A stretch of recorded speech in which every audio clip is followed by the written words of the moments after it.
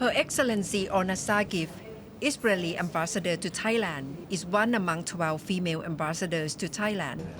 Sagif has been a diplomat for around 30 years, long enough to see progress in terms of the number of women, but it is not enough.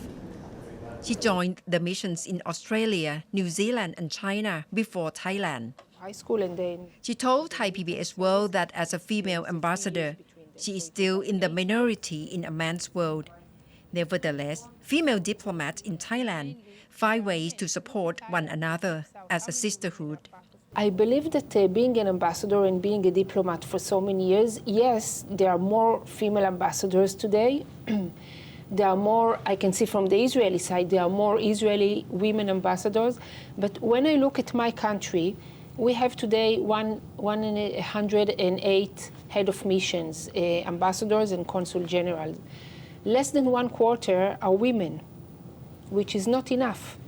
When I look here in Bangkok, we have a group of 12 ladies ambassadors.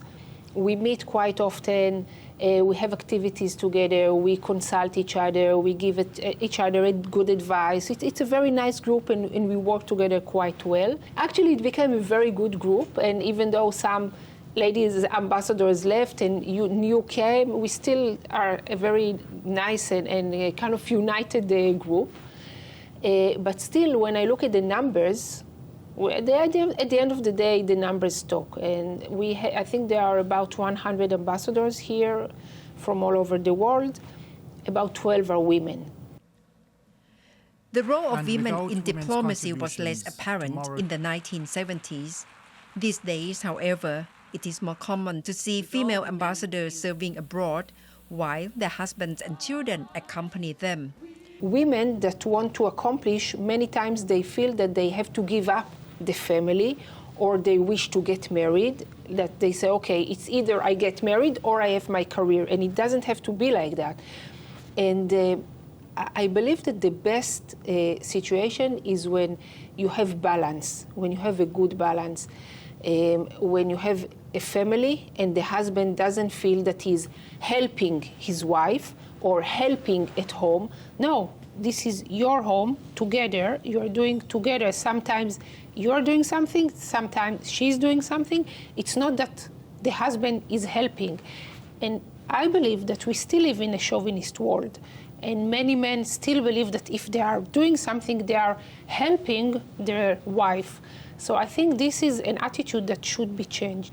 Now, when you look at the numbers, at the end of the day, yes, women are much more present at the employment fields, education, higher education.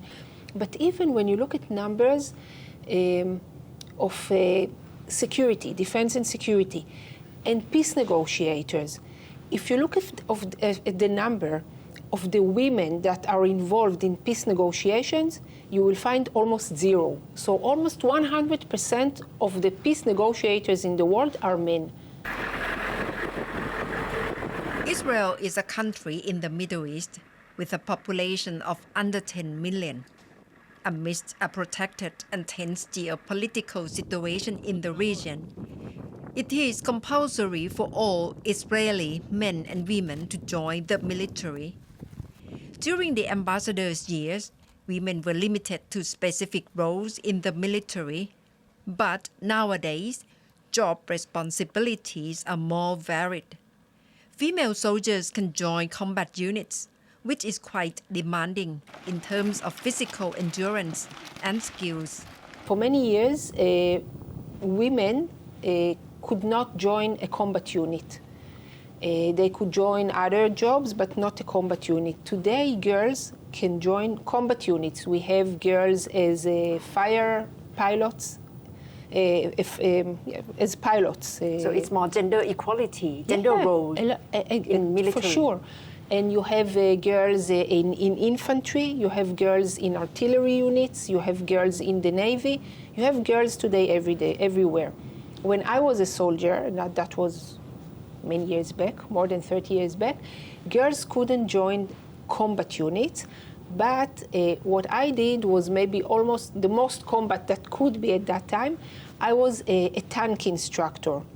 Meaning that, first of all, we had a group of girls, like about 30 girls, that we had to learn how to use the tank, how to drive it, how to load it with those missiles, how to shoot the missiles. So we did it all ourselves. And you see a group of 4 girls in a small tank, and we do it all ourselves. We can heavy, and it's dirty. And then after that, we were teaching the boys how to use the tanks. So for me, when I look back, I think of myself as an 18, 19, 20 years old girl.